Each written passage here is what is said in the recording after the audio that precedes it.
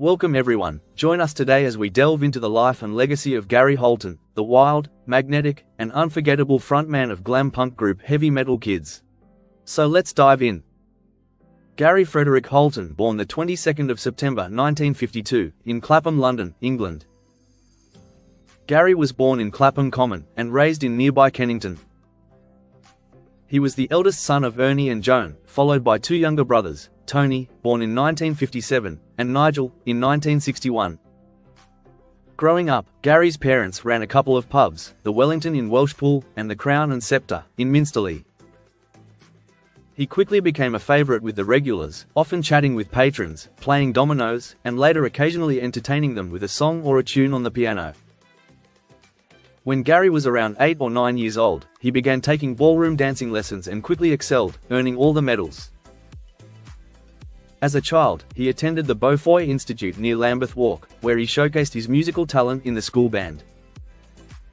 But his big break came at age 11 while attending the public Westminster School. Talent scouts were casting for Quatermass and the Pit, and Gary was selected as one of 30 children chosen for roles. From there, he entered the world of theatre, joining the Sadler's Wells Opera Company, where he performed for 3 years. With Barbara Windsor as his mentor, Gary's stage career began to flourish with appearances in productions such as Gloriana, The Thieving Magpie, and Peter Grimes. He went on to act alongside Sir Laurence Olivier in Love for Love, performing with the production for 3 seasons. During this time, he also appeared in Much Ado About Nothing, Hansel and Gretel, and Les Enfants, forming a close friendship with Olivier. In a lighter role, Gary donned a blonde wig and glasses to play the iconic Milky Bar Kid in television adverts. His early experiences with the Old Vic Theatre Company and the Royal Shakespeare Company in Stratford laid a solid foundation for his acting path. At age 17, he joined the touring company of Hair, staying with the show for 2 years. Theatre would remain a strong part of his career, later starring in David Anderson's His Master's Voice for the Half Moon Theatre, playing Danny Zuko opposite Olivia Newton-John in the West End production of Grease, and taking on the role of Derek in Once a Catholic, directed by Michael Bogdanov. He also acted alongside John Stride in There's a Girl in My Soup, and in 1984, picked up a bass guitar to perform in Pump Boys and Dinettes. In 1972, while rehearsing with his then band Biggles, Gary first met Ronnie Thomas and Mickey Waller. Frustrated with Biggles' direction, he joined forces with them to form the first lineup of Heavy Metal Kids that autumn. Keith Boyce joined shortly after, and the group began carving out their unique identity, raw, Cockney-styled rock with a punk edge. By 1973, keyboardist Danny Peyronel came aboard, and former pop star Dave D signed them to Atlantic Records. Their 1974 debut album Heavy Metal Kids, recorded in just 8 days, featured standout tracks like Rock and Roll Man and It's the Same. Appearances on the Old Grey Whistle Test and a residency at London's Speakeasy Club helped build a loyal following. Gary's on-stage charisma and no-nonsense attitude quickly set the band apart. Their relentless touring saw them head to the US in 1975, supporting Alice Cooper, Rush, and Kiss. While their name was temporarily shortened to The Kids, Gary's wild stage presence left an impression, even on Alice Cooper himself. But antics, like laughing as Gene Simmons' hair caught fire, led to them being booted from Kiss's tour. Gary later played in a leg cast after a fall, showcasing his dedication to the stage. Behind the scenes, heavy drinking and drug use began to take their toll.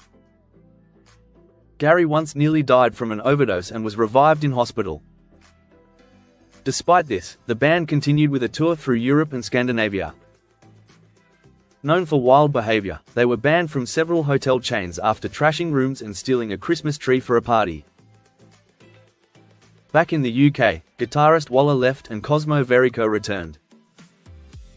The band recorded Anvil Chorus under the name The Kids, and later signed with Mickey Most's Rack label. However, Gary's substance issues worsened.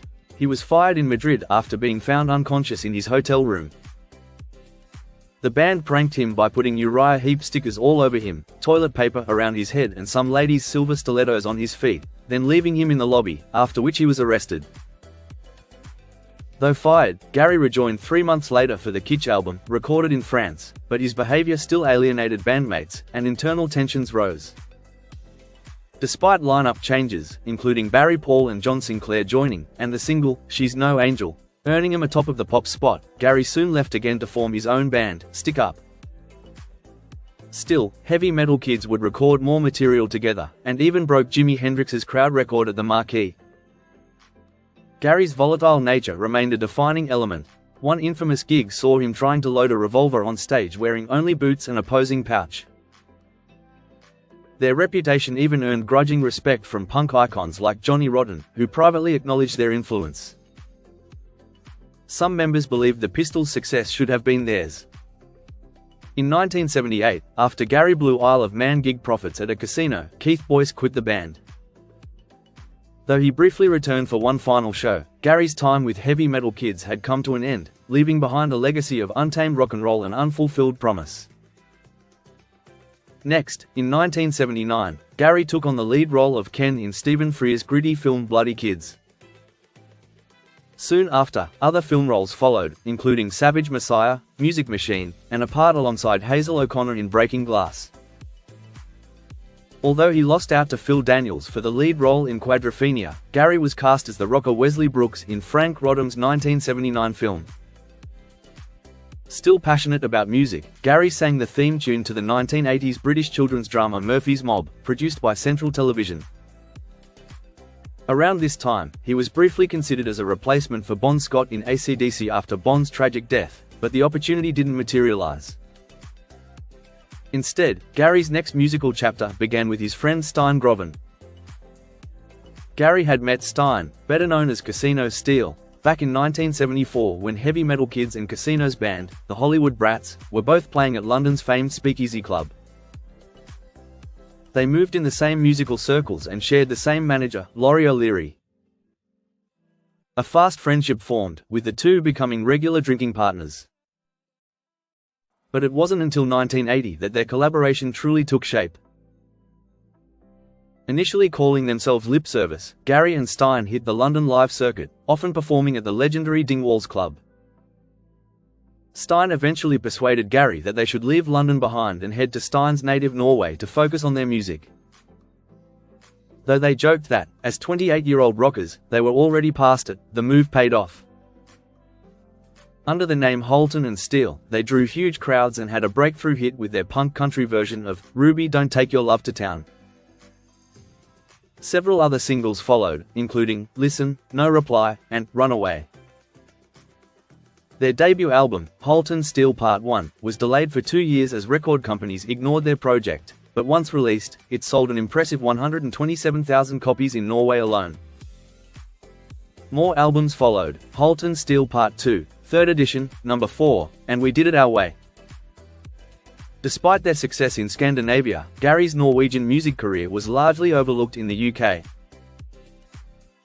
On the small screen, Gary landed a range of television roles. He appeared as Keith in David Hare's Dreams of Leaving, played the tragic mole opposite Toyah in Shoestring, and took on the role of Eddie Hairstyle in The Knowledge. He also had smaller parts in Tiny Revolutions for Granada Television, The Gentle Touch for LWT, and Water for Central. Further roles followed, Bernard Scroop in ITV's Bullman, and Barry in the Minder episode, A Number of Old Wives' Tales. But Gary's most iconic role came in 1983 when he starred as the womanizing, leather-clad Wayne, in the Whitsunday Central Television comedy drama, Auf Wiedersehen Pet. It was a performance that he enjoyed, and it cemented his status as a cult TV favorite. On a personal note, Gary had a number of romantic relationships throughout the 1970s. In 1975, he began dating Tracy Boyle, and they were together for 2 years. Then in 1977, he became involved with singer Stella Palmer, his duet partner from a 1973 cover of Something Stupid.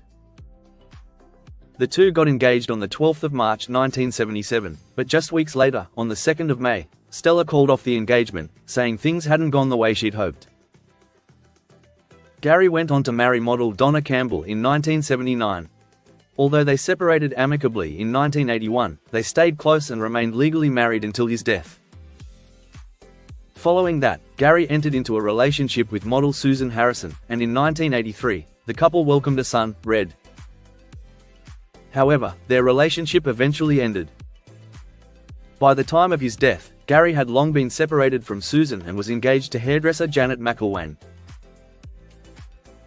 Sadly, on the 25th of October 1985, Gary Holton was found deceased by his fiancée Janet McElwain in his bed from an overdose of alcohol and morphine. A later inquest found that he would have been drinking less than half an hour before his death, and that the morphine would have made him unconscious within a matter of minutes. His funeral took place on the 22nd of November 1985, with a 15-minute service at Golders Green Crematorium in London. His ashes were placed with his grandparents' grave, whom he was close to, in Maesgwastad Cemetery, Welshpool. He was 33 years old. And there you have it. Though he was a star who never got to shine as long as he should have, he will always be remembered for being charismatic, chaotic, and completely himself. Gone too soon, but never forgotten. Thank you for watching. Don't forget to like and subscribe for more videos just like this. Take care and bye for now.